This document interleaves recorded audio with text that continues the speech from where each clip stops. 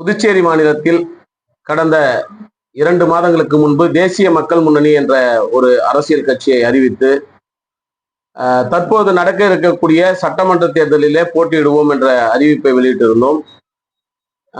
தேர்தல் ஆணையத்தில் பல்வேறு முயற்சிகள் எடுத்தும் இதுநாள் வரை கட்சியின் பதிவு உறுதி செய்யப்படாத காரணத்தினால் நடக்க இருக்கின்ற இந்த தேர்தலில் போட்டியிடுவதில்லை என்ற முடிவினை எமது தேசிய மக்கள் முன்னணி முடிவெடுத்திருக்கிறது. சமரசமற்ற கள போராட்டமே எங்களது இலக்கு என்ற நோக்கத்திலே நாங்கள் துவங்கிய இந்த அரசியல் கட்சியின் பயணம் இன்றைய சூழ்நிலையில் நடந்து கொண்டிருக்கக்கூடிய தேர்தல் ஆணையத்தின் கால தாமதத்தால் எங்களது தேர்தல் போட்டியிடும் விஷயத்தை இன்று பின்வாங்குகிறோம். அதே போல புதுச்சேரி மாநிலத்திற்கு மிக அவசர கதியிலே ஒரு தேர்தல் அறிவிக்கப்பட்டிருக்கிறது. இது மிக மோசமான ஒரு ஜனநாயக படுகொலையாக பார்க்கிறோம்.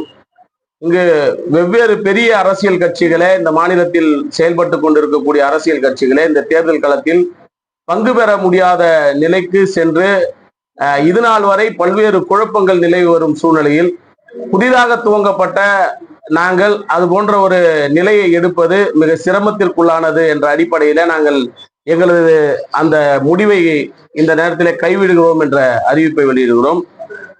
இந்த தேர்தலில் எங்களோடு ஒத்த கருத்துள்ள அரசியல் கட்சி சார்ந்து இல்லாமல் ஒத்த கருத்துள்ள வெவ்வேறு தனித்தனி சட்டமன்ற உறுப்பினர்களை ஆதரிப்பது என முடிவெடுத்திருக்கிறோம். அதாவது எங்களது கொள்கை சாராத அரசியல் கட்சி வேட்பாளர்களோடு பயணிப்பதல்ல என்ற முடிவையும் எடுத்திருக்கிறோம். அதே நேரத்திலே ஒவ்வொரு அரசியல் கட்சியிலிருந்து போட்டியிடக்கூடிய சட்டமன்ற உறுப்பினர்கள் யார் இந்த மண்ணுக்கு உரியவர்கள், இந்த மண்ணிற்கு உரியவர்களை சட்டமன்றத்திற்கு அனுப்ப வேண்டும் என்ற முடிவோடு நடக்க இருக்கின்ற சட்டமன்றத்தில் எங்களை மதித்து அழைப்பு விடுக்கக்கூடிய சட்ட உறுப்பினர், அது சுயேட்சை சட்டமன்ற உறுப்பினராக இருந்தாலும் சரி, களத்தில் போராடக்கூடிய வேட்பாளர்களுக்கு ஆதரவாக மாநிலம் தழுவிய பிரச்சாரத்தை மேற்கொள்வது என்ற நிலையை இந்த முடிவெடுத்திருக்கிறோம். தேர்தல் என்பது வெறும் வாக்குகளுக்கானது அல்ல, அது மக்களுக்கான அதிகாரம்.